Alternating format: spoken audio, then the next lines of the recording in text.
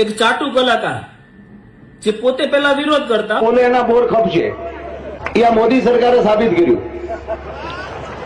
બોલવા સિવાય બીજો ધંધો નથી. પરંતુ હવે સરકારને ચાટવાનો ધંધો ચાલુ કર્યો છે. 50 રૂપિયામાં ડાયરા કરતા એમના બાપ દાદા પોતે કૂપનના ઘઉં ખાઈને મોટા થયા છે. જે સવારે ભણવા ગયા ને સાંજે માસ્તર પાછા ઘરે મૂકી ગયા, એવા અભણ ચાટુ કલાકાર જેને income tax, property tax, corporate tax, road tax, central GST, state GST, direct tax, indirect tax વગેરે બાબતે કોઈ જાણકારી જ નથી, કેમ કે અભણ છે. એ જાહેર મંચ ઉપર માયક હાથમાં આવે ને એટલે એવું કહે છે કે કૂપનના ઘઉં ખાઈ વિડિયા બનાવી અને વિરોધ કરે છે.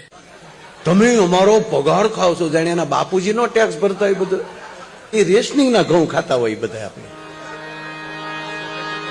એને જિંદગી ન ફેર્યો હોય સાહેબ. પાછા આ ચાટુ કલાકારને તમે આ ધર્મ ફંડ ફાળા નામે જે આ ડાયરાઓ થાય ને એના પેમેન્ટ બાબતે ફોન કરો ને તો હું કે ખબર, એકચ્યુઅલી કે પેમેન્ટ છે ને રોકડું કરજો ને, નહીં તો અમારે શું છે ટેક્સની પછી મગજમારી રહી ને. એવા ટેક્સ ચોરો લોકોને એવી સલાહ આપે છે કે આ કૂપનનું ખાવા વાળા ટેક્સ નથી ભરતા અને વિડિયા બનાવે છે. અરે તમારી પાસે પૈસા હોવા છતાં સિસ્ટમને ચાટવાનો ધંધો કરો છો. એની કરતા તો કૂપનનું ખાઈ સિસ્ટમની આંખમાં આંખ નાખી અને વિરોધ કરે ને એની ખુમારીને તમારે સલામ કરવી જોઈએ. વીર ખુદીરામ બોઝનું એક વાક્ય હું આપને કહીશ કે જે વ્યક્તિ વિરોધ કરતો હોય ને એને સાથ આપો, અને જો સાથ ના આપી શકો ને તો તમારી જ ભાષામાં કહું છું કે મૂંગા મરો. મૂંગા રહેશો ને તોય અમને એટલીસ્ટ ડિમોટિવેશન તો નહીં મળે, એટલીસ્ટ સિસ્ટમ સામે લડવાનો અમને જોશ તો મળશે જ.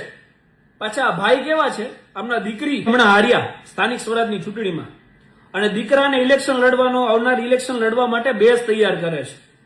હવે જયારે હાથ જોડીને વોટ માંગવા આવે ને ત્યારે આપણે યાદ રાખવાનું છે કે આપણે કૂપનના ઘઉં ખાનાર છીએ, આપણે વોટ કોને આપવા.